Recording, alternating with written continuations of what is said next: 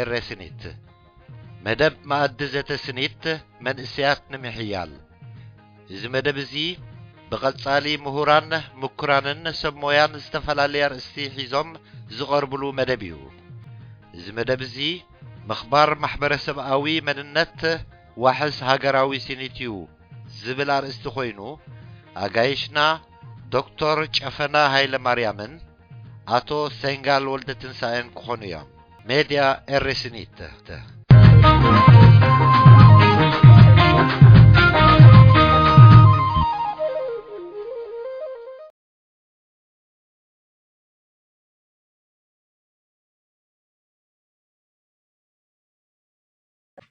أول ببحد كل تحت يا حتيت كان زلها تقدمت قرب ارتعي لها لله تقلأت تقلل وما لا بتقلأت تجمرنا تعرف برا انت يا انت له تا خن فتره عند الارترا رجعتيو تا تكون سيكولار زي تقرينيا المناوي يزبال تا يزبال سيكولار يا هتكون زلوا معناته تزيلو تحنافط لها مالتي على خال الكاي صنعكاتن ሃይማኖታዊ ትካላት ኣለዋ እዚ መንግስታዊ ትካላት ኣለዋ دي ሃይማኖት ሓደ ገጽ ናይ ህይወት መንፈሳዊ ህይወት ኣለዎ ኩሉ ሰብ እዚ እሱን መሰል ከማ ኩሉ መሰላት ማለት ነው መሰል ደቂ ሰባት ናይ እምነት መሰል ኣሎ ኣብዚ ግን ዓይ ፀግመን ምክንያቱ ሃይማኖት ብሕልፊ ትገሊ ሃይማኖታት ሲ ክሳዕ ክንደይ ኣብቲ ህይወት ኣብቲ ውልቃዊ ህይወት ናይ ሰብኣቱ ውልቃዊ ህይወት ናይ ሰብን ውልቃዊ ህይወት ናይ ከባብን ናይ ማሕበረሰባትን ሕጂ ኣብ ሓንቲ ብሓደ ሃይማኖት ብሓደ ብሄር ዘይቆመት ሃገር ኣብዚ ምናልባት እቲ ምጥማር ኣብነት ከም ዘናይ ናይ ኢራን ሕጂ ገሊአን እስላማዊ ሪፐብሊክ ዝበሃል ኣለዎ ወይ ናይ ዋላ እስራኤልን ጁዊሽ ስቴት እያ ትበሃል ሕጂ ምስቲ እምነት እዩ ዝኸይድ ولا كو عرب انتهى ولا عرب انتهى لو واحد اب اسرائيل كم زبل يوتي ناتهم انتهت له ريتوريك وال اب ارترا كن متقنا مچم فلوتي تملسي كفار لكم زلوي تتكالات رغت تكالات ناي ሃይማኖት حيالاتهم تكالات ناي ሃይማኖት تكالات ثم مساجد ثم ቤተክርስቲያናት ናቶም ያታለዎም ናቶም አገባብ ኣለዎም ኣብቲ መዓልታዊ ህይወት ናይ ሰብ ጽልዋ ኣለዎም በዚ ምክንያት እዚ ሃይማኖት ቀጻሊ እዩ ነው ናይ ምቅጻል ባህር ኣሎ ሃይማኖት ማለት ሲ ስቁሉ ክብ ለጠቅ ዝብል ኣይኮን ከም መንነት ማለት እዩ ከም ተኻልእ መንነታት ማለት እዩ ስለዚ ዋል ኣብዚ መርገጽ እንተ ኮይኑ ኣራእያ እንተ ኮይኑ ክፈላለ ከም ዘሎ እዩ ወላ ነተን ብዙሒ ሃይማኖታዊ أمنت ناي السودان أبنت توسين ناسي حدا خبت تسقم السودان زبتنا ناي هيمانة رجتات مسؤول أني في الليات ونالو أب السودان حجي أب زقرب أمانتا إذا السودان سي كمسلا ماجوريتي إسلام مطلع هذا كمهانا متى تسقم ناي مننا ونالو واسا حجي نحن ذا identity crisis زبال نقوله ناي سب طرح مثلا ناي والقسب ግን ሃገራቱን ከልወን ይኽእል እዩ ሕጂ ዓረብነት ነው ንቀበል ዓረባውያን ኢና ዓረቢና ኢሎም በተሓደ ወገን ክሌም ገብሩ በተሓደ ወገን ከኣንና ዓረብ ኣይኮንናን ኣፍሪቃውያን ኣስላሚና ይብሉ እዮም ሕጂ ኣነ ኣብቲ እንታይ ዓይነት ምስልምና ጥልቕ ኢለ ክመራመር ማለት ግዜ ኣይረኸብኩን ግን እቲ አፍሪካን ኢስላም እና ሚድል ኢስላም ኢሎም ዝፈላልዩ ኣለዎ ንኣብነት በዓል እዚ መንሽ ሙዚየም ኤርሊክ ሃጋይ ዝብሎ ኣጂሲ ነዚ ከም በዓል ኤርትራ ዝኣመሰላ እቲ ምስልምና ዝፀንሐ ኣብቲ ኣፍሪቃዊ ባህሊ ርዒሙ ዝኸይድ ምስልምና ንዓና ስጋዕ ሕጂ ስለ ዝፀንሐ ኣብቲ እተን ኣለዋ ዝበሃላ እቲ ብሄራት ወለን ማሕበረሰባውያን ጉጅለታቱን ተኸባቢረን ኮኤግዚስት ዝገበራሉ ሃዋህው ይጸኒሑ ስለዚ بخمو كفالالي مالت درت كجبروا لي كالي بلاني لازم التحالفات كهلس قدنا تايكونا تقدمي تحطوا خاطر بزح يترداهن نالبات نو indirectly مليش كاكو انتي كاسي the nation building جديان هاجرات انتي مسارات يقبرا هايمانوت مسارات جيرن nation building صراحة كم تحمتوا يجبال كان مبزحتي انزيان homogeneous حد عينة حبرتسر حد عينة هايمانوت زرلوهم كونو كله كم بعال إيران كم بعال ألجيريا ندابلكا باكستان كتبل صريحة ويدما predominantly حد عينة كون الله كم بعال إسرائيل زياتهم حجي أتي منقستن هايمانوتن كلتي عنصا يحزوا أي فلالي إثيوبيا ننوح واناتسي أتي ناينيشن بيلدين مسرحة هنصات هاجر إلى حيزاتو زنبلت كبرا نقستن فتحة نقستن كتبل كبدل خلا أتي أرثوذكسا وهايمانوت نايت منقستي أمين كان نزيحة تخيل كان نيشن بيلدين سبخمو يتصبح نيرا يخبر دليل سلازي بخمو يخيد قالين هاجرات كانت مسرح ناي هاجراونت مش قالين هايمانوت مسارات جيرنسي هنصات هاجريه كايداينا قالين هاجرات كاني مسارات نايتي مسرح هنصات ناي هاجرن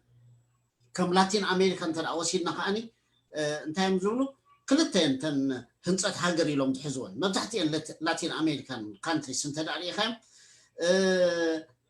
نوصعت دمص مخان بقى نايتو نوصعت دمصي مخبار كم تعمتوا يكون داصنحنا تخلعي تخاني منغستي ጨፍላቂ ጨቋን ስለዝኾነ ንዑ ክሪቲሳይዝ ምግባር ንዑ ሙቃስ እዚአን ክልቲአን ከም ክብርታት ሃገራዊ ክብርታት ኢሎም እዮም ዝወስዱ ማሕበረሰባዊ ፀጋታት ኮይነንሲ ከም ሓደ ኔሽን ካጠርኒፈንኦም ኣለዋ ኣብ ፖለቲካ ፍልል ይሃልዎም ገለ ኣብታ ሃገር ክሃንፁ ክደልዩ ከለዉ ግን በዚ ኣገይሮም ነታ ሃገር ይሃንፅዋ ከም ሓደ ማሕበረሰባዊ ፀጋ ተወሲዱ ነቲ ሕብረተሰብ ይጠምር ዝጠምረካ ነገር እንደ ክትደል ዘለካ ማናቱ ብዙሕነት ኣለካ ዝጠምረካ ነገር የድልየካ ሃገር ክትኸውን ሕጂ ከምኡ ገይሮም ሰሩ ገሊኦም ሳልሳይ ክፋል ኣሎ ገሊኦም ከዓ እንታይ ገይሮም ወስዶ ነታ መስርሕ ህንፀት ሃገር ኣብ ምኽባር ሰብኣዊ መሰላት እዩ ኩልና ኮመን ዲኖሚኔተር ዘለና ንኩልና ረቋሒ ኮይኑና ዘሎ ሰብኣውነት እዩ ኩልና ሰብ ኢና ካልእ መንነታት ዝተፈላለዩ ክህልውና ይኽእል እዩ ስለዚ ንሱ ክጥርንፈና ዘለዎ ይብሉ ሕጂ እዚኦም ከዓ እንታይ ይብሉ እቲ ናይ ፍሬንች ሪቮሉሽን ዘምፅኦ ጀሚሩ ፍልስፍና ዘሎ እዛ ሊበርቲ ሓርነት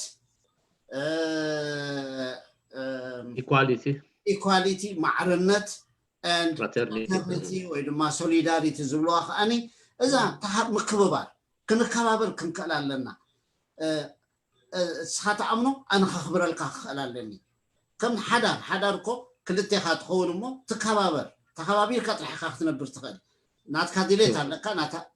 ብናይ ብፅዒትካ ድሌት ኣሎ ናይ ክልቴኻ ምስ ሃለዎ ጥራሕካ ሓዳር ታገዛ ክትኸይድ ትኽእል ስለዚ ከምዚ ዝኣመሰለ መሰረታት ገይሮም እዮም ሃገራውነት ዝሃንፁ እሞ ኣብ ሰለስቲኡ ግን ንኣብነት ኣብታ እዛ ሳልሰይቲ ክብላ ፀናሕኩ ሰብኣዊ መሰላት እዚ ናይ UN Declaration for Human Rights ናይ UN Declaration for Human Rights ኣብ ሰለስተ ወለደታት እንዳውል እንደም ዝገልጾ ሰለስተ ጀነሬሽንስ እዮም ዝብልዎ ተቀዳመይቲ ጀነሬሽን ኢሎም ጽውዕዋ ታ ብሉ ራይትስ ዝብልዋ ናይ ውልቀ ሰብ መሰል ናይ ምዝራብ ነፃነት ናይ ምዝራብ ነፃነት ናይ ምንቅስቃስ ነፃነት ናይ ፕረስ ነፃነት ኣብዛ ኣመንካዮ የርብሓኒ ዝበልካዮ ማሕበር ተወዲብካ ምንቅስቃስ ዝኣመሰሉ ኩሎም እዚኦም ንውልቀ ሰብ መሰል ዝህቡ ናይ ውልቀ ሰብ መሰል ዝሕሉ ዘበሉ እዚኦም እቲ ጀነሬሽን እዞም ብሉ ራይትስ ዝብልዎ እዚኣ እንተ ርኢኻያ ምስታ ሊበርቲ ትብል እያ ትተሓሓዝ ናይ ውልቃዊ ኢኻ ትዛረብ ዘለካ እታ ካልኣይቲ ኢኳሊቲ እቶ ኣብታ UN ዲክለሬሽን ናይ ሂውማን ራይት بحرفي خاب ارتيكل 22 كسع 28 اكباب زلوا انت داري خاين زريد ديلهم صوعون رايس زياتن كأن نمنتاين زغلطه معرنت اب قدم حقي كل سب معريو equal opportunity كله خركب خلال الله قال ندابل كاتغلص ان زياتن الله اتا سالسيتي ولدو يلوم زغلصوا سيرف جنريشن زبلوا اذا حج نسخه ክትገልጽ زوعلك اذا ناي كولكتيف رايت جروب رايت نبلو زلنا كم حبرتسباو مننتات هاجر كتحنص انت اخوينك نت مننتات ناتهم كتخبر كتكلانك ناس كان مننت راح خبر الكازي كونسي حبيره خنبري تطميرنا كنكيدنا تبل تخوينك ناتهم مننت كمان كتخبر عليك يا تبل زلنا ስለዚህ እታ ሊበርቲ ኢኳሊቲ ፍራተርኒቲ ከተለ እንተ ዳይልካ አመጨረሻ ነዛን ሰዓት ገልጻ ጸንሐ ተአሳሲራ ተኸይት ክብል የደለ ዋላ አብታ ሳልሰይቲ ታ ነብላ ዘለና እዛ ፍራተርኒቲ በላ ሶሊዳሪቲ በላ ነታ አንቶይ ክትገልጾ ጸንሐ ናይ ውሽጣው ስምዒት ዘንባሌታት ከማንሲን አይኮንነት ክጭበጥን ክትሐዝን ዝኽእል نتنا يوشت أو زنباليت هالدليت ناتهم كمان شيء نايتهم استفعل على حبرة سبت كتقبل مستخدم رحقة هاجر كتحن اليوم زوم نابزي أني خمس دليل رمو تنكيف كياني خا تصبو جر كاجريس كياني خا ترى حنتايا بوليتيكا هايمانوس جنسي كبوليتيكا تنتشيرو خيز خلا يكون هيوتنا يو زبل كان عاء بزحات سبت بوليتيكا هايمانوتن أي تحاوسو ሃይማኖት ከፖለቲካ ክንጸላሎ ይብሉ ስለዝኾኑ ሲ ንዓይ ሓተ ካነረሞ ጽቡቅ ጌርካ መልሽካለ ያለኻ ቴንክ ዩ ናብታ ካልኣይቲ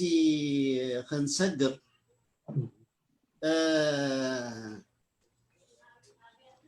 እንታይ እዩ እዚ ናይ መንነት ሕብረተሰባዊ መንነታት እንዲና ክንገልጽ ዘለና ክንቅበሎም ኣለና ክትብለና ጸኒሕካ كتقبلوا مالنا إذا حتى زسي نإريترا راح زملكت دي ولا نمول علم يملكت إذا خمس أجم نإريترا راح زقاتهم زلوا دي قال أيتم ساعات أساسيات خي خمس أجم كي نحجت راح دي ولا نوح سرت زلوي أبانا يخون أب قال قطع متخلقة لكعير دانيو تانسخاز جبركا مصنعتي امناي اريترا طرحاتو كيدا سلازغبلت كومباراتيف اناليست تصارار زخونه مصنعتي اي جبركالان كتخوم تخيخا حفشاو ريتو خا غيركا كن كتملشات كوين تسمي راي وقلت ما انت حتى ينزيروا اذا صقم زسي نا ارتراوين صقم طرح ديو يا تقدمتي زما هنا كلين ناي بيننا انا ارتراوي صقم ما يخون ازكو اب كله حلفي تا هاجرات افريقيا زبالاسي مغزات يم قيمه نو زو كله بزحنت علون مالتي لينغوال مالتي كالتشرال ين زي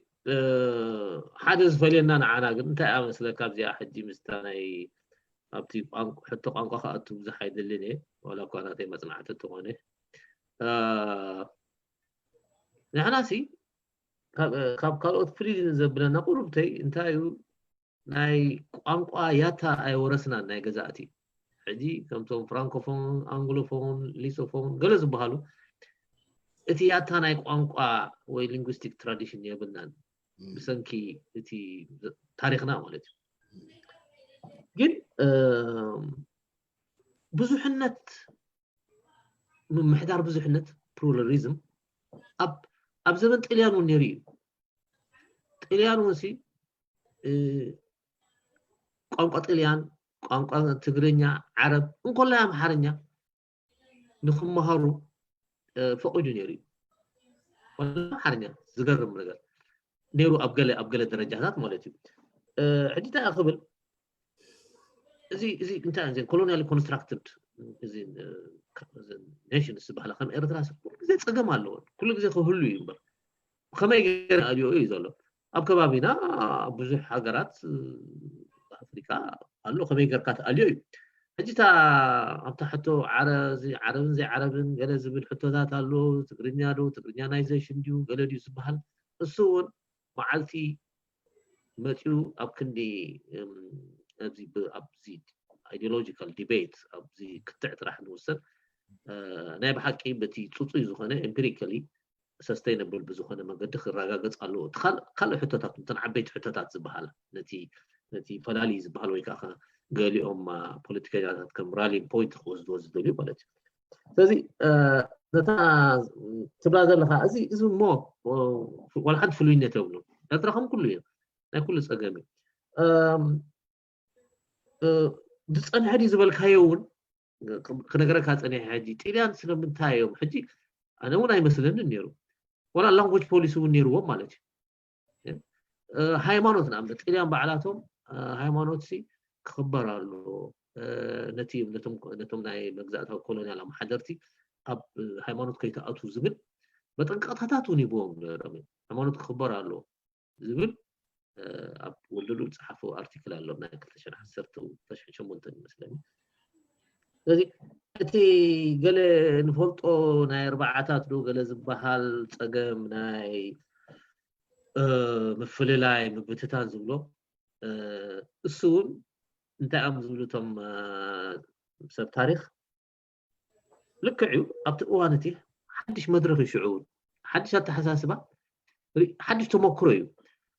ارتراوي انتم بحقوتاتنا مبتاتنا نذا ارترا بخلته يريوان يرومالت حنتي يونيتري ويكا حنتي اهداويت هاجر ايكونتن نتا اهداويت هاجر قم بخلته يطموت وانيرو بناتاتو ما طبامتا يطموت وانيرو لذتي حجي ندحري تماريسكا خستو جغنا نيرو خستو خدع نيرو اسوتات حجي بزح بوتاي وهبون بتوصيت ناي ناتنت ندحري تماريسكا تغمغمولو ايكونن لذي الارترا عبيتي امونغو قبيلاتات امونغو بهرات عبيتي كونات تفتيمو زبال احنا يعني فلتن يلنكا ازيتات ግን እቲ ሕጂ እንተናይ ኣርባዓታት ስእሊ ይፈጥር እዩ ዝብሎ ክሳዕ ክንዱ ኤርትራስ ብጣዕሚ ፍራግመንትድ ዝኾነት ህዝባ ከረሳማዕ ዘይክእል ማለት ቀራረብ ክጥመር ዘይክእል ሕብረተሰብ ገይሮም ይገልጽዎም ግን ኩና ኣይኮነን ንሱ እቲ መድረኽ እዩ ንዕኡ ከዓ ዝግልብጦ ኣተሓሳስባ እንታይ እዩ እቲ ፕሮቶኮልሲ ብረታቆልሳ አመስኪሪ تزلع على درجه نه هاجراውነት ተበጽሑ ማለት ስለዚህ ታሪክ ንድሕሪት ምርምር ተኮንካሲ ክብላ ተቅዝብል ነገር አሎ ከም ዝበልና ትገሊኡ ግን አምነት ተመነና ተዘይከይድ አሎ እስቲ ታሪክ ግን ሕጅና አምነት ሃይማኖት ከይድ አይክል ይላል አው ይሆነበር you're not going anywhere خالق ዝበልናዮ ሕብረተሰባዊ መንነታት ወን ቀጻልነት አሎ ከከም ኩነታት انت بوليتيسايز غيركايو كاز غير دخون مالتي لا تردي خان الله اوكي يا مليسين مثلا اي دونت نو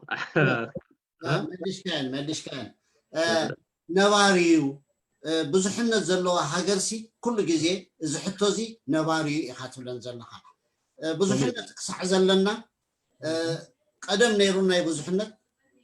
حجلنا بزحنة ስለዚህ እዚ ናይ ብዙሕነት መምሕዳሩ ጉዳይ እንተ ዘይኮይኑሲ ቀደም ነይሩ ሎምሎ ጽባሕ ከዓ ክነብር እዩ ይኻትብለን ዘለካ መስለኒ ልክዕ ኣብ ኤርትራ ጥራሕ ዲ ዘሎ ኣብ ካልእ ሃገር ከን ዝብል ሕቶ ከዓኒ ዳርጋ መሊሽካያ ምክንያቱ እንታይ ካትብለን ዘለካ ከማና ዝኣመሰለ ብዙሕነት ዘለዎን ሃገራት ቀደም ነይሩዎን እዚ ፀገም እዚ ሕጂ ኣለዎን ንፅባሕ እውን ክቕፅል እዩ መምሕዳሩ ጥራሕ እዩ ፅቡቅ ጌረን ተተመሓዲረንኦ ብሰላም ክነብራየን ንጽቡቅ ነገር ክትቀማልየን ትብዙሕነት መምሕዳሩ እንተዳ ፀጊምዎን ጽቡቅ ጌራን ከመሓድሮ እንተዳ ዘይክኢለን ግን ፀገም እንዳኾነ ግን ክቕፅል እዩ ይኻትብለን ዘለካ መስለኒ am I right ልክዕ ኣለኹ ዶ ኸመይ እወ ጽቡቅ ብድሕሪኣ ትቕፅል ዘላ ሕቶ እምበዓለከስ ሃይማኖት ከም ሓደ ክፋል ናይ ፖለቲካና ኣብ ህንፀት ሃገር ህይወትና ይኻብልናዮ ሓደ ካብቲ ክፋል መንነትና ይኻብልናዮ ሴኩላር እንድሕሪ ሴኩላሪዝም መሪፅና ምምሕዳር መንግስትን ምምሕዳር እምነታዊ ትካላትን በበይኑ ክኸውን ኣለዎ እንተኢልናሲ كاب سمعتي تمس زلا حتى خقرب لك كان زبلو زلو اب سيكولاريزم كي تهايمانوتسي انتي زخون بتمنغس زوصو زل حق طرح دي زخي ولا اتياتاو ባህልታቶም ሃይማኖታቶም ብዝእዝዞ መሰረት እዮም ሰባት ንመርዓ ናይ ውርሻ ዝምልከት ሕቶታት ምሻለካ ሃይማኖት ይኹን ባህሊ ይኹን ገለ ዝውስኖ ነገራት ኣሎ ክንቅበሎ ለና ክንብል ከለናሲ ኔሽን ቢልዲንግ ካንብል ኣለና ኣብ ሓደ ክንኮን ንብል ኣለና ሓደ ዓይነት ክንጥመር ካንብል ኣለና ስለዚ እቶም ዝፈላለዩና ከመይ ጌርና ኢና ነመሓድሮም ትብል ያሞ ንእሽተይ መግለፂ ተላታ تا حتى انت ترجع يا ات حدا شنخنا هيوتنا تي بتي ሃይማኖታዊ ሕግታት ዝቅየድ ህይወት ኣለና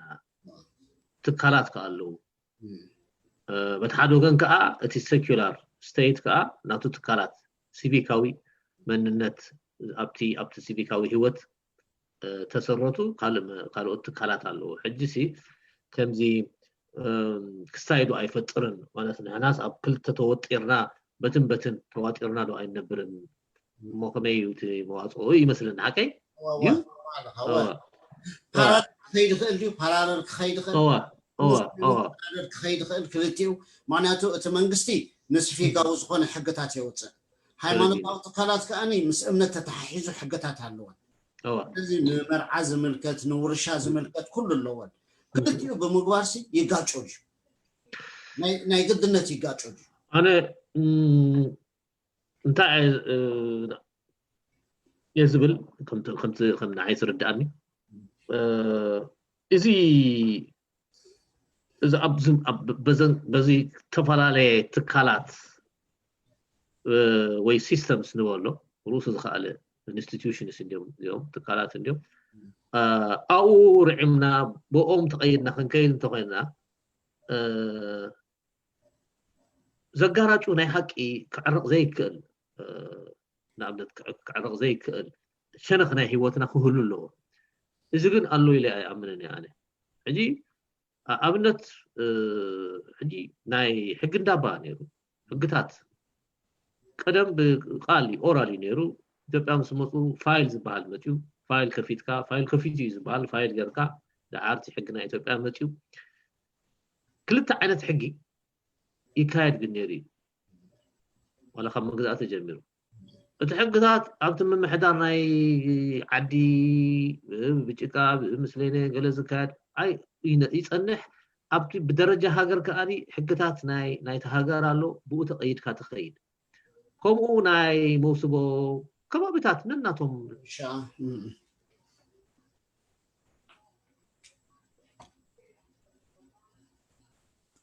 ودي كلها دكتور جفنا انترنت او دي قاتكلا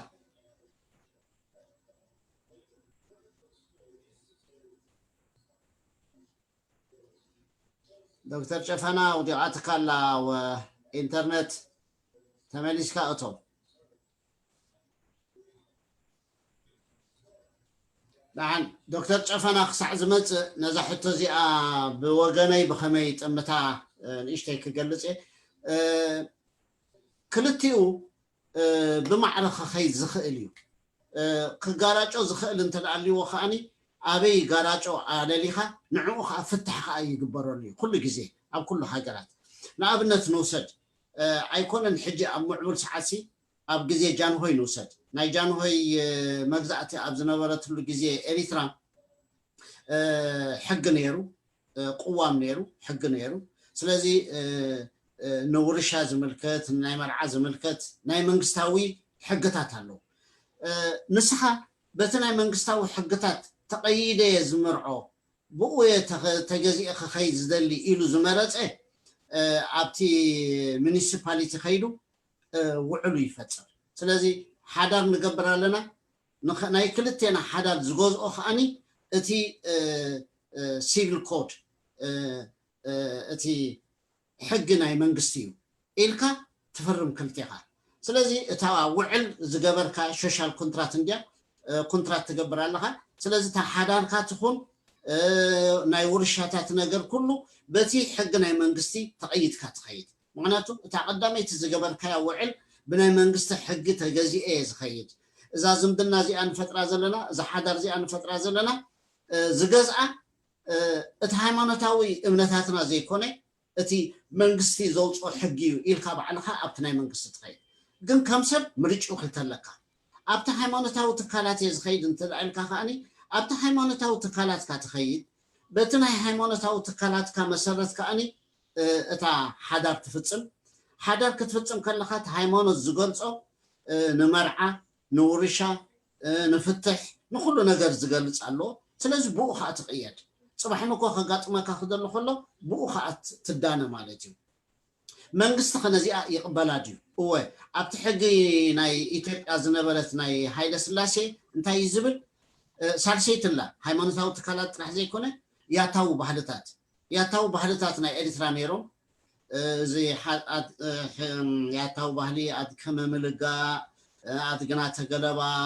ሕግሎ ገጭዋ እንዳበልና ንገልጾም ኩሎም እዚኣቶም ናይ ገዛሉ ሰምሳቶም ከኣኒ ንመርዓ ንውርሻ ዝኾኑ ነገራት ከኣነ ንሳቶም የቅርቡ ቢዮም ስለዚ ብኡ መሰረት ንዓኦም ከእንታይ ትገብሮም ኣለኻ እቲ ሕጊ ናይ ኢትዮጵያ እንታይ ይዝብል በዛ ናተይ ሕጊ ሓዳር ክገብር የኢሉ ኣብ ምምሕዳር መጺኡ ተፈራሪሙ ዝኸደ ፍትሕ ይኹን ካልእ ነገራት ከጋጥሞ ከሎ በታ ሕጊ መሰረት ጥራሕ ዝኸይድ ብሃይማኖታዊ ትካላት ኣብታ ሃይማኖታዊ ትካላት ከይደ ሓዳረይ መስሪተ ዝብል ተኮይኑ በታ ናይ ሃይማኖታዊ ትካላት ከኣኒ ክሳዕ መጨረሻ ይኸይድ ስለዚ ቤት ፍርዲ እንተዳ ሽግር ጸገምተ ኣጋጢሙ ተሓሲስካ ቀዳማይ ዝሓተካ እቲ ውዕል ናይ ሓዳርካ ኣበሎ ኢሊ ዝሓተካ ውዕልካ ከመይ ነይሩ ብሕጊ ናይ መንግስቲ ብያታዊ ወላ ብሃይማኖታዊ ትካላት ኢኻ ኣሲርካ ብለካ ስለዚ ብሃይማኖታዊ ትካላት ኣሲረ ኖ ኣይኮንኩን ብያታዊ ኩነታት ኣቴ ቃል ኪዳነይ እንትልዓልካ ብኣኣ መሰረት ይቅበላ ንሱ ስለዚ እቲ ያታው ዝብሎ ከይድኩም ሽማግለታት ጌርኩም ያታ እንትኮይኑ በቲ ናይ ዓድኩም ወዲእኩም ምፁ ሽማግለታት ጌርኩም እቲ ሽማግለታት ነቲ ባህልን ያታን ኣብ ግምት የእትዮም ዝወሰንዎ ውሳኔ ሒዙለይ ጥራሕ ይምፃእ እቲ ሽማግለ ይብል እቲ ሽማግለ ሪኦም ወሲኖም ንቤት ፍርዲ መሰቅረብሉ ስታምፕ ኦፍ ኣፕሩቫል ገይሩ ጥራሕ ይዘዝቃ ኣይ ምርመራን ይኸማል بناي هايمونات أو تكالات نزخودو خاني لك خمان أبتا هايمونات كاخيت كود بلكا بتا هايمونات كود خمس متخا خاني يقبلنا تاو الثاني سلازي سي أي جاراج أونيو زجاراج أول خناتات أنت على خينو خاني بيت فردي تي حقي أو خميجر كاتم عراري لوسي يخقم زكاليو سلازي أب سيكولاريزم هالو خنبل كندل خلناسي أب ديمقراطية وسرعة زيهم كلهم نتبوزحنت زم حدر أجابسي تقوم بتقول إخا سلزي نايقدرنا تأخذون كجراج أو إخ بالدليل يرمو دكتور شفنا دونجيها أوديعات كان يرام قاعد حنت ملص أوديعان يرام لا حن مليكا من خبزة سمعك سوري انتاي خبرنا حاسبين يرجن نقول لاي نعملت مستي حجي أذكر كان نحق ندابا قليلك أب روي باتمان دغنا تصحفوا له بلاد جندر اند جنزبل levels of analysis يقولوا درجات أبينا درجة حتى مريت زعما حتى مريت يزارب زلو حتى مريت ونسي ناي معسي يزارب زلو سو I don't know نينا أبينا وان يزارب زلو قل أبتفل عليه درجات حتى مريت ونسي يداني وكاي حتى مريت كتحزو تخيل أبتي كبابي أقوله أبلع علي بهاجرة ودرجة قالوا إلو زنتو لازلها حقتات يتقساني كامي كم تمنشان نوحي زارب زعو سلازس I think العزم لتأنا نقرت زي هاللي دارجا ترادا دينا لنا مثلا بمعرة قهيد زخيليو تأجم يقولون أبزبلنا ترادا دينا مثلا كومي أنت دعا ولا أب سيكولاريزم نأمن تخوينا مفل لاي منغستاو محدران أنا تا سيكولاريزم تبل سلازي فتوان دي معناتو أب هندن تخيتكا أتن سيكولار بارتي زولول هايمانوت مسارت غيرن زتكالاي أب أمريكا سيكولاريزم تلكا ما فتوانيو ስለዚህ to be on the safe side ንጹርነት መታን ክህልወና ኣነ እንታይ ዝብል ምምሕዳር ናይ መንግስትን ምምሕዳር ሃይማኖታዊ ትካልን ክፋላል ኣለዎ ኢልካ ምእማን እንድያ ኦኬ እንተ ደኣ ከምዚ ተፋላልዩ እሞ ኣብ ህንፀት ሃገር ከኣኒ ብማዕረ ክጓዓዝ ዝኽእል ክጋራጮ ኣይክእልን እዩ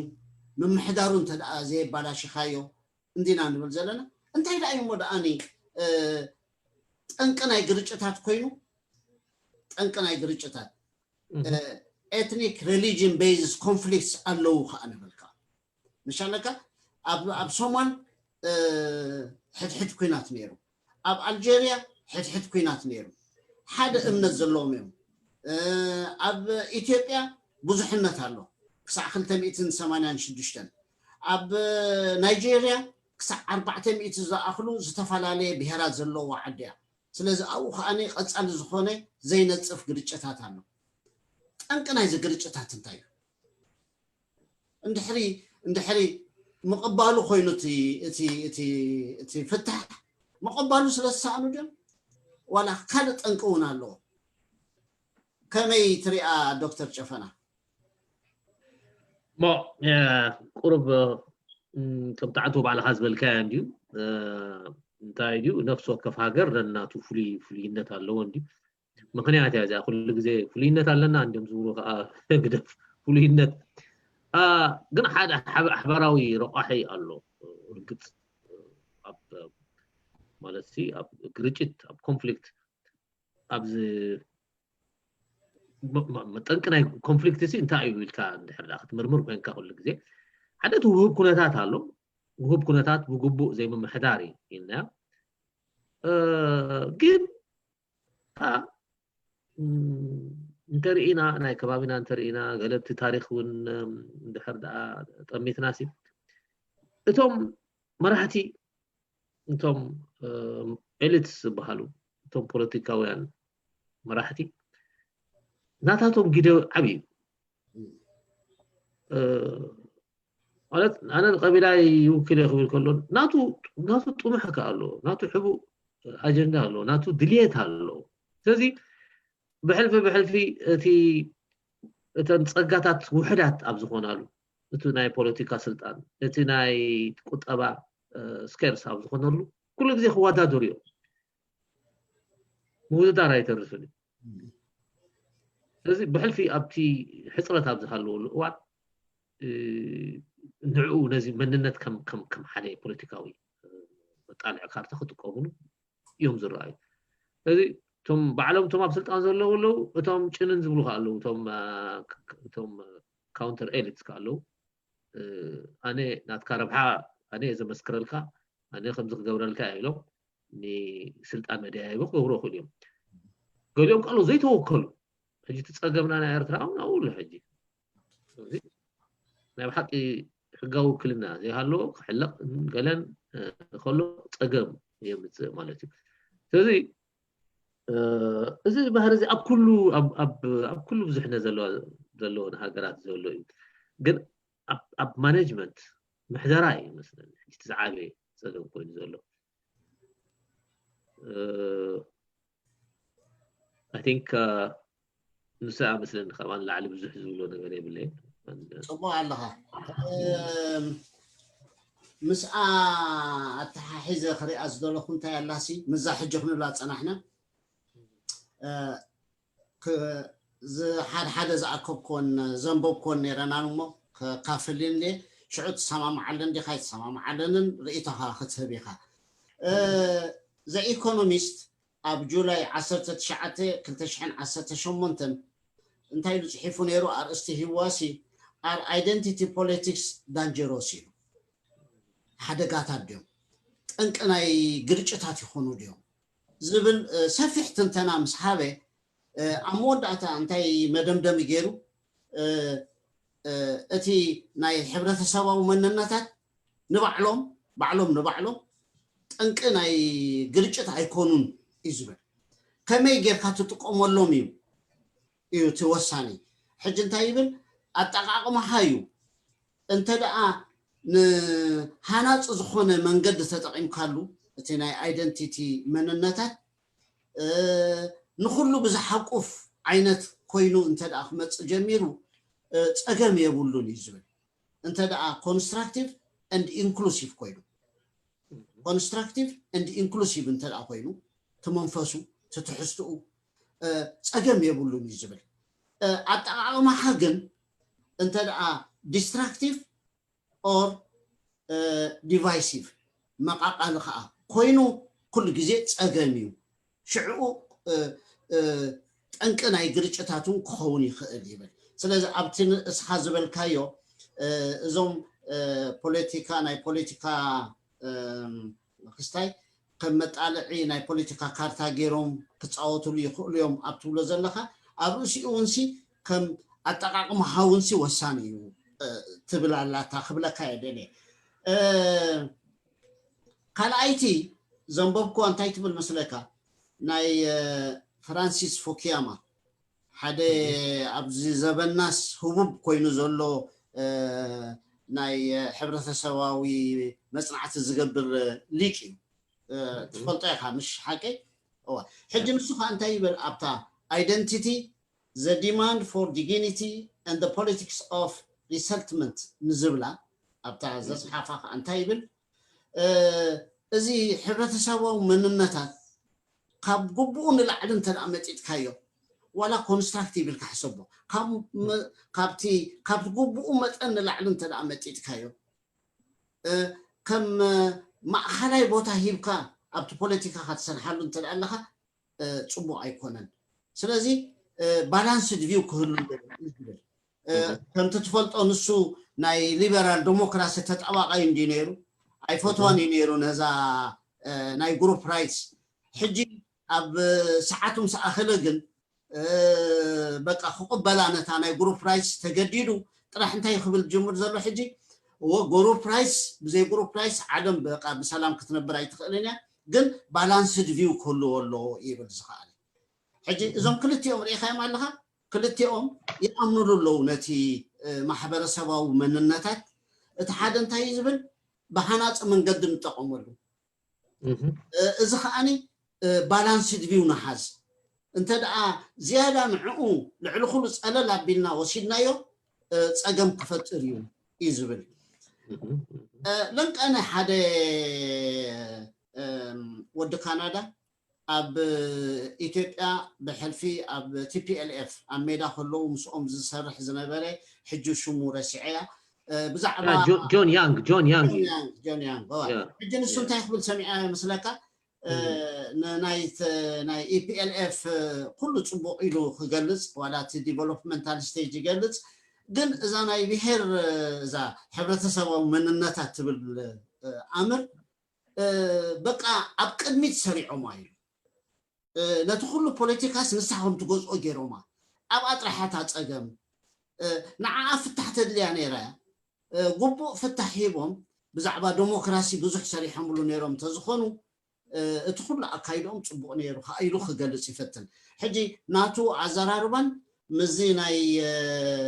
ፍራንሲስ ፉኩያማ ዳርጋ ተመሳሲለናኒ ባላንስድ ቪው ክህሉ ክኽእል ኣለዎ ይብል ስለ ዝነበረ ከመይ ምርኣኻየን ነዚአን ዶክተር ጨፈና እንታይ ሞ ወዲኢካያ መስለኒ ዋላ ኦፍ ኮርስ ትትብሎ ዘለካ ሰማዓሉ የብሉ ኣጋጣሚ ኮይኑ ናይ ጆን ያንግ እውን ሰሚዐዮ እቲ ቅድም ዝፀሓፈሉ ብዛዕባ ሪሌሽንሽፕ ናይ TPLF ናይ EPLF-ን ገለ ሰሚዐዮ ናይ ሓቂ እዚ ኣብቲ ምዕራባዊ ዓለም ኣብቲ ቅዋም ኣብ ቅዋሞም በኺሩ ዝነበረ ኤለመንት ከም ምዃኑ ይኣምኑሉ ኣለዉ ምክንያቱ እዚ ንሪኦ ዘለና ኣሜሪካ ባዕላ እዚ ሕጂ እዚ ኣብ ዝፍፀም ዘሎ ኣድልዎ ርኡይ እዚ መርኣያ እዩ ባዕሉ ስለዚ ሓንቲ ምናልባት ኣብታ ስትራግል ፎር ዲግኒቲ ዝበልካያ ዝብላ እውን ኣሎ ናይ ወዲ ሰብ ባህሪ እዩ እዚ ባህሪ ናይ ክፍለጥ ክልለ ናይ ሪኮግኒሽን ክብሪ እዚ ከዓ ነቶም ቀዳሞት ፍላስፋታት በዓል ሄግል ገለ ጠቅሲ እዩ ክስታይ ዝገብሮ ኣነ ሙሉእ ብምሉእ ሳማዕ ምናልባት ምድግጋም ከይከውን ክብል ደሊ ሓንቲ ነገር ምናልባት ምስኣ ቅድሚ ምውዳእሲ كلتا ነገር እንዲሁ ባዕሉ ፍኩያማውን ዝብሎ ገሊኡ ከዕብል ዝደሊ ገሊኡ ከዓ ማዕርነት ዝሓትት እዩ ኣብቲ አይደንቲቲ ፖለቲክስ ንሕና ከም ኤርትራውያን እውን ሕጂ ምናልባት ከም ኣገዳሲ ሕቶ ሓንቶ ክተቀሳስ ዝግባአኒ እቲ ምጥርጣራት ክውገድ እንተኮይኑ እንታይ እዩ ዝደሊ ዘሎ ኢልና ክንሓትት ኣለና እዚ ጉጅለ እዚ ወይ እዚ ማሕበረሰባዊ ጉጅለ እዚ እንታይ እዩ ዝደሊ ዘሎ ማሕበረሰባዊ መንነት ሓደ ማሕበረሰባዊ ምትእኽኻብ ማዕርነት دي ዝሓትት ዘሎ ማዕርነት ዝሓትት ዘሎ ፀገም የብልናን كعبلل انت خوينو كم زناي وايت سوبريماسيست حجي كم ترامب انا لعليها انا سخاب تحتيها سخاب تحوتيها كبل كل شعو يتقم زمز زي نتا حتى معرنسي بزح تزي فراحنا يا مالس بتعنا ترى انا زحشيت يا بل انا زات اساسا عليه طبعا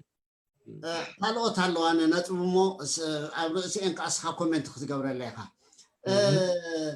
ካብዚ ክንዛረቦ ፀናሕና እዚ ናይ ብሔረሰባዊ መንነታት ከተሳስዮ እንተ ደኣ ናይ ጉድ ጋቨርናንስ ሕቶ እዩ እምበር ፀገም ኣይፈጥርን ኢና ንብል ዘለና መስለኒ እቲ ሕብረተሰብ ቀዳማይ ሪኮግናይዝ ክገብሮ ኣለዎ ምምሕዳሩ የድልዮ ጉድ ጋቨርናንስ የድልዮ ዘተን ክትዕን የድልዮ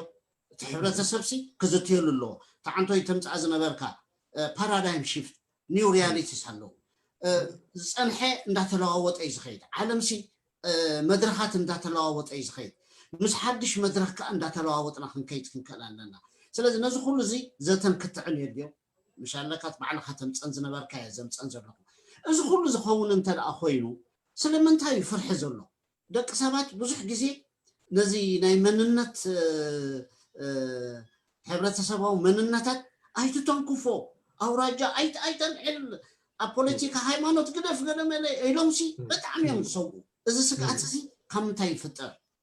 እያ ሕጅታ ተዛርበና ዘላ ተገድስ ማናቱ ከምዚ ክሳዕ ሕጂ ክትነግረና ፀናሕካሲ ንቡር እዩ ነቲ ንቡር ክንቅበሎ ጥራሕ እዩ ዘለና ክነኽብሮ ጥራሕ እዩ ዘለና ክንርድኦ ጥራሕ እዩ ዘለና ጽቡቅ ጌርና ናይ ምምሕዳሩ ጉዳይ ጥራሕ እዩ ኢኻ ትብለኒ ዘለኻ እሞ እንደገና ከዓኒ ማዕሪኡ ከዓኒ ኩሉና ከዓ ክንፈርሕ ንርአ ኣለና አንተ ይልካዮ ናይ ማኣስ ናይ ዘመን ካትብ ዘለኻ ኣብ ቀደም ኣይፈራሕን ነይሩ ኾን ሕጂ ግን ከምኡ እዩ ዘሎ ዋላ ኣብ ውሽጢ ዓዲ ከሎ ከዓኒ ኦይ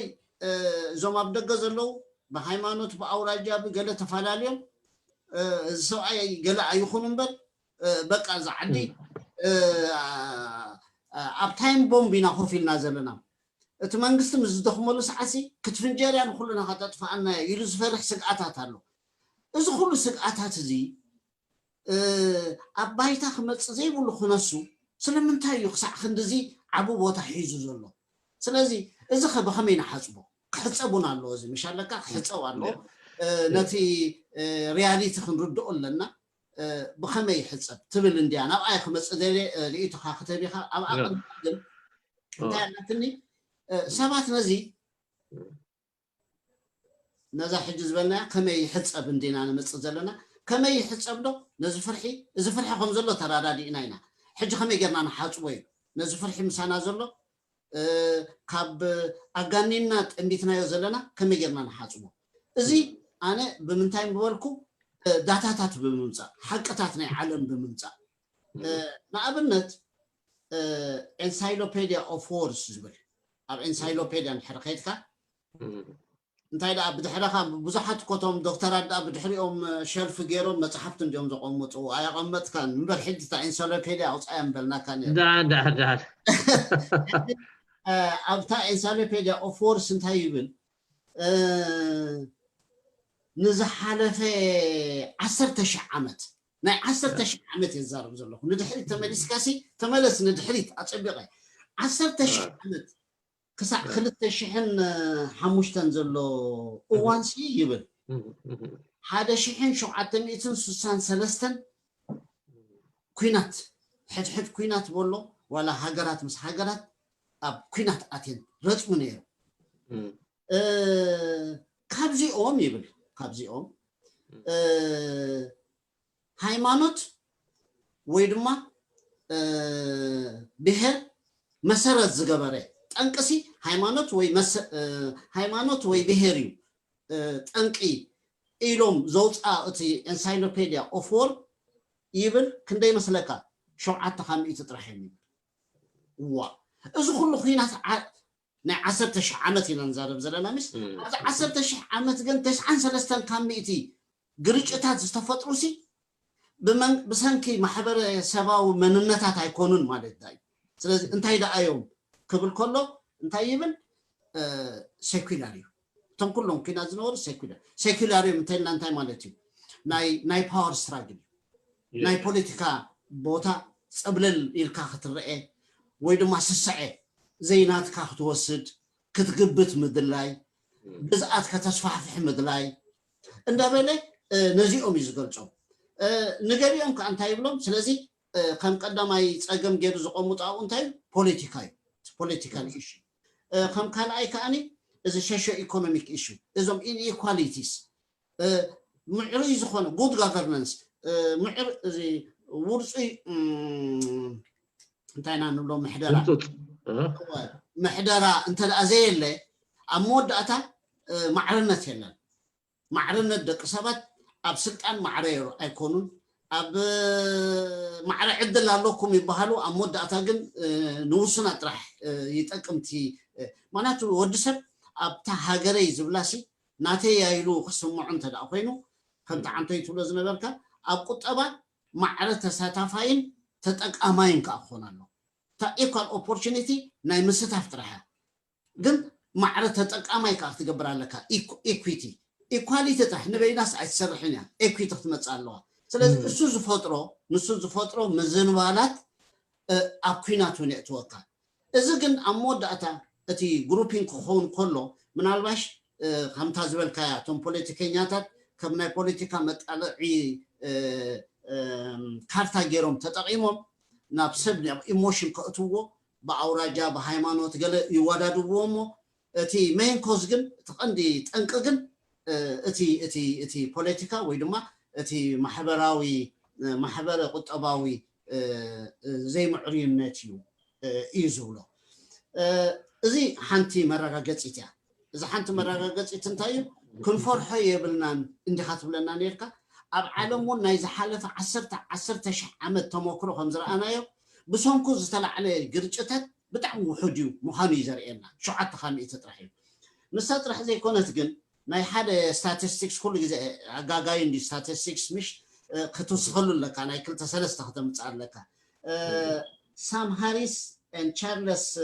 ኪምባል ዝበሃሉ ዘፅንዕዎ ከዓ ሳቶም ከዓ እንታይ እዮም ዝብሉ ልክዕ ነቲ ዓበይቲ ኩናት ኣብ ዓለም ተኻይዱ ንዝበሃል ጠንቅታት ኢሎም ከፅንዑ ከለዉ ንሶም እውን ልክዕ ከምኡ ቀዳማይን ካልኣይን ደረጃ ዝሃብዎ ነቲ ፖለቲካን ነቲ ሶሾ ኢኮኖሚክ ኢሹን እዮም ኣብ ሳልሳይ ደረጃ እዮም ኣቐሚጦሞ ሪሊጅን ኣብ ሳልሳይ ደረጃ ኣቐሚጦሞ ራብዓይ ሳልሳይ the great big book of horrible things ትብል መፅሓፍ እንተደኣ ኣንቢብካ ናይ ማቲው ዋይት ዝፀሓፋ ንሱ ከዓ እንታይ እዩ ዝብል እቶም ኣዝዮም ዘስካሕክሑ ዝበሃሉ ኩናት ዝተኻየደሎ ዘስካሕክሕ ዝበሃል ምሻለካ ኣብ ዓለምናሲ 100 እዮም ኢሉ ዝገልፆም እቶም ዓበይቲ ዘስካሕክሑ ዝበሃሉ ኣብ ውሽጦም ከምዚ ናይ 30 ዓመት ኩናት ዝበሃል ምሽ ኣብ ኤሮጳ ዝነበረሎ ዘ 30 years war ዝበሃል ክሳብ 20 ሚልዮን ዝኣክል ሰብ ዝሞተሉ እሱ እውን የጠቃልሎ ኣብ መወዳእታ ግን እንታይ ዝብል 100 ዓበይቲ ዘስካሕክሕ ግርጭታት ኣብ ዓለም ኣጋጢሞም ካብዚኦም መበገሲኦም ሃይማኖት ወይ ድማ ኤትኒክ ዝኾኑ ግን ተባሂሎም ዝግመቱ ግን 11 ጥራሕ እዮም ይብል ስለዚ 11% ጥራሕ እዮም religion or ethnic based ዝኾነ ኮንፍሊክት ይብል ካብቲ ብሙሉእ ዓለምና ዘሎ ኮንፍሊክት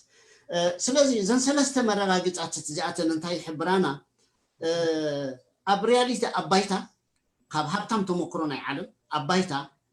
ብሰንኪ ሃይማኖትን ብሰንኪ ኤትኒክ ፍልልያት እዚ ማሕበረሰባዊ ፍልልያሲ عبي كوينات أي زي كايد مخانو اتزعبي كوينات حد اتزعبي قريشتك أب بوليتيكاوي زي معرينتن محبر قطباوي زي معرينتن زفوت رأيو يوم زبلو زلومو كمي تريعه وال دكتور صنعك حساب كمزي تبدها نزل لها خامسين إنه خمزي زنبي بكارس بدن زل لها خامسين إنه مصحفتي anyway تي تردي له تي مسألة حسب تسمع عندهم الزيوم من أيزيهم هو أنا انتهي مسلك بس هاختب لنا أنا حاسي يقارج أدو نو نقول لك متأكا ورستي لك عمر أب كل ود تي بحرنا ود سوالو خمس حجة نولا سنة إحنا كبري مثل أي حجي ود سبس خبرتي ذلي ني نعملت سلامتا هيرو ويكنا أب حملة سب كبر زرق هيوتو سلزهابه خالق نموتن نمقتالن زدرخكا عبيت نغرات الله ስለዚህ مسؤ انت انا نمزلنا حاجتي كم محبرسب منقسقاساتهم توم زغونه سبو كل محبرسب راشنالي زغبرو منقسقاس زوزو سكمتታት يربحني دي ايربحني لي سقولو بعور سقول كعاويرو ناب كونات زاتو سب يلن انتي يغبر انتي انفست يغبر كبرنا يود سبالو نخبرته يلون يقتل نخبرته يلون يموت مالتي جا حدا زي زغال زي مزي خلو طنحكا of course the underlying factor ربحاي موداتو بالكاسي ربحاي ويني ينقطباي ويكاني سلطان يو سلطان ني فيم نزنا نغبرو قالسلو in fact نعو زراغود كال زي argument لنا عجزي مسكتمنا مس urbanization سي محبر سبعوي في الليات ندات صبب مصئ بلك ethnicity ندات صبب مصئ كوبو زخون الواق هلو خيل مسكتمنا مس urbanization نا مور سبات ناي cosmopolitan ناي كالتي زي سفح زبل ناي اتمامتا زي horizon يخلوهم accommodate قبرو قل زي كون خيلي زين تايو كم تعنتو زولكو ات ريسورسز طاقات وحد اب زخون الوار سبات كوادادور يوم كومبيت كغبري نتم وحدات نتن فيلاتات ديوم نتن قلاديوم كم زنري ابزي عندنا مالتي نتن فيلاتات نايتيريان نعان كتوادادر نعان ابلعليان ازي كم انسسا قاصص مالتي ስለዚህ ትገሊው ፍሉት እቲ underlying factor سي ቁጠባ ወይ ስልጣን ክኸውን ምዃኑስ ኣብ ታሪክ ብዙሕ ኮሙታት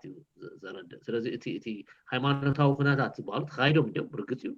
ሃይማኖታዊ ኩነታት ግን መሰረታዊ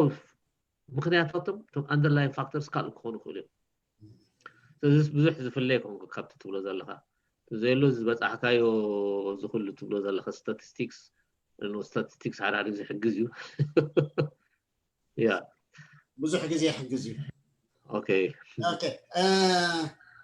دكتور جفن انت خطو صنح 5 حجي اي روح حتى يلكا هو كل سنه يروح حتى صبو نحنا كم اريترايان هاجر كن هانص ندلي هو نتا هنصت هاجر تقدسنا الله انتي مالتي هنصت هاجر عنتوي دارغا غديسكا نيركا اتا محبر سباو مننتات هاجراو سينيت نبلا زلنا سي هاجراو سينيت نبلا زلنا ات حبرتسبناتنا كطمر كخالالو و ربحاتاتو كحلو انت اخوينو كطمر كخال زمدناتاتو ك موس كخون انت اخوينو كدلدلالو تزمدناتا صبوقن دلدلن كخونالو اتي ربحه شعيط راح يركب اتي ربحات لو زلخا خاني حبراو ربحه مالتي كل تعواتو خوينو خوص انت اخوينو እቲ ሃገራዊ ሲኒት ብጣዕሚ እያ ተድልያ ሃገራዊ ሲኒት እንተደኣ ዘየላ እተን ጉጅለታት ማሕበረሰባዊ ጉጅለታት ክወዳደራ ይኽእላ ይኾና ኣብ መወዳእታ ግን ዚሮ ሳም ጌም ናይ ዜሮ ናይ ባዶ ድምር ፀወታ ኮይኑ ዝሰርፍ ናይ ረብሓ ሕቶ እንድዩ ረብሓ እንድዩ ኮምፒት ገብራ ኮምፒት ገይረን ግን ኣብ መወዳእታ ኩሎም እዮም ከሲሮም ዝወፁ ስለዚ ኩልኻ ከሲርካ ከይትወፅእ ክትገብራ ዘለካ ናይ ረብሓ ሕቶ እያ እንዲኻ ትብለን ዘለካ ናይ ረብሓ ሕቶ እንተደኣ ኮይና ኩሉና ከመይ ጌርና ከሲብና ንወፅእ ኢልና ክንሓስብ ክንክእል ኣለና ምዚኣ ተሓሒዘ እንታይ ይረኣየኒ ሃገር ኮን ሃንፅ ዘለና እቲ መስርሕ ህንፀት ሃገር ንብሎ ዕላማታት ኣሎ ክንወቅዖም ደሊ ሸቶታት ኣሎ ሓደ ካብኡ ይብል መለክዒኡ ሲ መለክዕ እቲ ሶሪ ሃገር ንሃንፅ ክንብል ከለና ዕላማታትና ሃገር ሃኒፅናስ መንግስቲ ሃሊና ካብቲ መንግስቲ ንፅበዮ ክልተ ነገር እዩ ተን ኦብጀክቲቭስ ተቀዳመይቲ ናይ ነፍሲ ወከፍና ብውልቂ ይኹን ብጉጅለ ናትና ፒስ ኤንድ ሴኩሪቲ ክሕልወልና ካብ በይንና ፒስ ኤንድ ሴኩሪቲ ክንሕሉ ከይደቀስና ንሓድር ኩሉና ቀረፅ ግብርን ቀረፅን ነቲ መንግስቲ ንኸፍሎ እሞ እቲ መንግስቲ ከም ሓንቲ ኩባንያ ኮይኑ ከም ሓለዋ ለይቲ ኮይኑ ነቲ ሕብረተሰብ ብምሉኡ ፒስ ኤንድ ሴኩሪቲ ናትና ሰላምን ምርግጋእን ክሕልወልና ስለዚ ኮንትራት ኢና ንቦ ዘለና አንተ ወይ ብጣዕሚ ትገልፃ ዝነበርካ ፅቡቕቲ ነይራ ኣብ ሓንጎልና ሲ በዓል ሻዕብያ ብሕልፊ ዝገበሩ እንታይ እቲ ዳውላ እቲ መንግስትን እቲ ሕብረተሰብን እቲ ፖለቲካ ፓርቲን ኩሉ ሓዋዊሶም ስለዚ ንሕና ንመንግስቲ ከም ናትና ኮንትራት ዝሃብናያ ካምፓኒ ጌርና ክንወስዳ ክንክእል ኣለና እንታይ ክትገብር እንተደኣ ኢልካኒ ኣብ ክንዳና ንሕና ቀረፅ ኣውፂና ንህባ ፖሊስን ወተሃደርን ጌራ ፀጥታን ሰላምን ናይ ህዝቢ ክትሕልወልና ሓደ ካልኣይ ኩልና ክንንቀሳቀስ እንዲና ነፃ ምንቅስቃስ ሃሊና ኣብቲ ቁጠባዊ ህይወት ክንንቀሳቀስ ከለና ንዓና ዘስርሕ ኩዕሾ ተፃወቱ እንተልዮም ሲ ፊፋ ቅድም ናይ ኩዕሾ ፀወታ ሕጊ ተውፅእ ሽዕ ትርጉም ይህልዎ እቲ ፀወታ ንሕና ከዓ ከም ተዋሳእቲ መጠን ኣብቲ ቁጠባ ኣብቲ ማሕበራዊ ቁጠባ the rule of the game ነቲ ንፃወቶ ተራ ዝገዝእ ሕጊ ክንፅፈልና ጥራሕ ኢና ንደሊ ዱልዱል ባይታ ምቹእ ባይታ ክፈጥረልና ጥራሕ እዘን ክልቲአን ጥራሕን ክኾና ዘለወን ታና ናይ መንግስቲ ስለዚ መለክዒኡ ሽዑ ኣብ መወዳእታ ንሕና ከዘን ክልቲአን ዕላማታት እዚኣተን ተወቅዐን ዶ ኣይተወቅዓን እንተደኣ ክንብል ኮይና በቲ ኣብ ጅባና ዝኣቱ ሰልዲ ኢንካምናትና ዘይኮነ ወይ ድማ በቲ እቲ ሃገር ሲ ከም ሓንቲ ሃገር እዚ ግሮስ ዶሜስቲክ ኢንካም ሃገራዊ እቶት ኣብ ዓዲ ዝፈሪ ኩሉ ደሚሩ ኣነስ ብሃገራዊ እቶት ዓመ ክንድዚ ዝኣክል ኣፍርየ ሎም ዓመት ከዓ ክንድዚ ፍሪና ብ10 ካብ 100 ዓቢና እንዳበለ ምዝራብ ኣይኮነን ንፅበዮ ዘለና ንሕና ንፅበዮ ዘለና ተመለክዒት ናትና እንታይ ክትኸውን ዘለዋ ይብሉ ሎሚ ዳርጋ ኩሎም እንዳረዓሙላ ዝኸዱ ዘለው እዚ ግሮስ ናሽናል ሃፒነስ ኢንዴክስ ዝበሃል ወፅሉሎ ሕጂ እሱ ሓደ ካብቲ መርህ ምክንያቱ ኣብ ጅባኻ ዝኣቱ ሰልዲ ኸማን ዋላ መነባብሮኻ ከመሓይሽ ዝኽእል እንተኮይኑ ሓጎስ ክፈጥረልካ እንተደኣ ዘይክኢሉ ሰላምን ምርግጋእን ዘይፈጥረልካ እንተደኣ ኮይኑ ትርጉም የብሉን ዝብል መፅእ ኣብ ምዕቡል ሃገራት ዘለና ንኣብነት ኣብ ኣሜሪካ ኣለና ሕጂ ኣብ ኤሮጳ ክህሉ ይኽእሉ ኮኑ መነባብሮኻ ክፅብቕ ይኽእል ይኸውን ብውሽጥኻ ግን ቅሳነት ትስእል ሽዑ ተዓድኻ ትምነያ تا إريترا نمنا كلنا ولا تا قراص إنجيرا مشروسي أبتا عدي محاشتني كابابزي زميتشوت مغنياتو تا gross national happiness index هنا نمت زلنا لازتي ربحاتو لو زنبركاسي حقها إيخا سلازي كلنا خنربح انت الأقينا كلنا هاجراو سنت كنفتر كنكالا لنا تا مأسريت تا قندي هاجر كنفتر انت الأقينا قدم هاجراو سنت ياخد متزلوا قدمن الكلن نعاينا خنرغ زلنا هاجراو سنت كاسو إلى تمتصنيا نزوم حبرتسباو مننتات تبلوم زلخا كنقبلوم فتينا خيفتنا كنقبلوم علنا زبل مردعت علنمو نابتي ربحايو ناي ربح حتى يكتب كلا حس بخمس مرأة خوامو سخاخ خمي مرأة ميديا الرسنيت